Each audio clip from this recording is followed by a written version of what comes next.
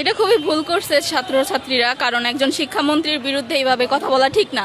প্রশ্নে ভুল হতেই পারে, এতে ভুল ত্রুটি সংশোধন করে আমরা নিজেরা এটা সলভ করব, কিন্তু এইভাবে তাকে অপমান করাটা একদমই ঠিক হয় নাই।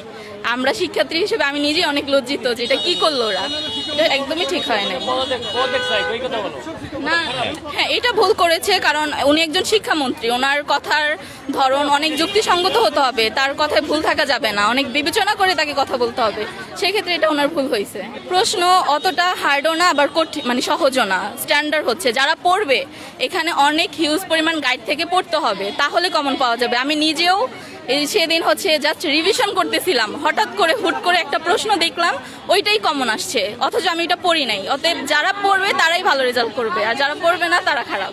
পড়লে আসলে ভয়ের কিছু নেই আমি মনে করি, মানে যদি ঠিক মতো কেউ পড়ালেখা করে আসে, যেই শিক্ষামন্ত্রী থাকুক সমস্যা নেই।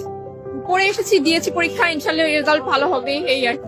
আমার মনে হয় বেশিরভাগ ট্রল করছে যারা আসলে পড়ালেখা করে না, ওরাই করতেছে আমার মনে হয়।